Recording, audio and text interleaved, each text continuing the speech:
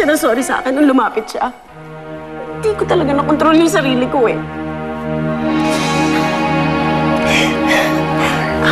Pipigilan ko yung sarili ko mag-alit, Rico, pero hindi ko kinaya talaga eh. Rico, I'm sorry. I'm really sorry, pero hindi ko siya kayang patawarin. Okay.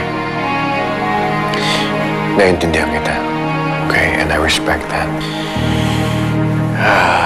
Mas makakabuti siguro kung muna kayo magharap ni Bea. Okay. Paano mangyayari yun? We live in the same house. Magkikita at magkikita kami dito. Paano mangyayari yun? Okay, tama. Ano? Mag-iiwasan kami? Ganon?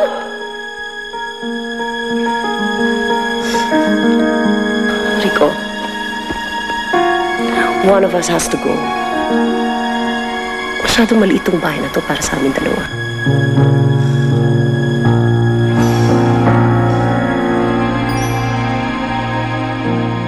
Uy, silip ka ng silip dyan. Baka mapagkamalan tayong akyat bahay dito. Tawagan mo na lang si Bea. Hindi nga sinasagot eh. Tsaka papapasukin pa naman ako dyan. Ayun na nga yung kotse ni Mami. Ibig sabihin na nakauwi na yan. Pati kotse ni Tito Rico andyan. Banda ko dyan eh. Eh, ba't pa tayo pumunta dito? Hindi mo naman pala makikita si Bea.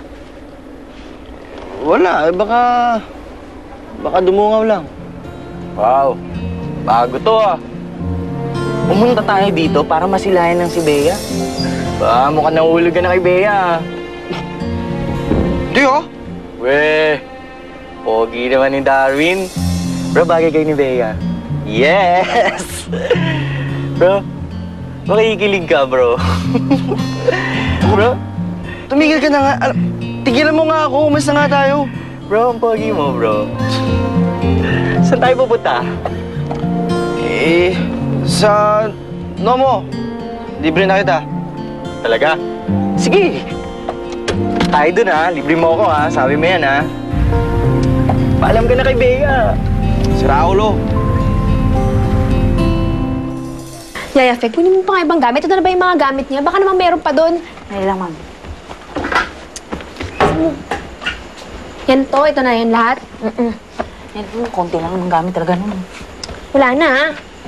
Tapos ko na lahat ng gamit. Mga gamit ko yan, ah. Anong ginagawa niyo dyan? Kapal na mukha mo. Tinulak mo si Mami kanina. Pwes, umayos ka! Layas! Teka, ha? Wala kang karapatang palayasin ako. Dahil hindi naman ikaw nagpapasahod sa akin, ah. Asawa na ng Mami ko nagpapasweldo sa'yo. Kaya pag sinabi kong lumayas ka, lalayas ka!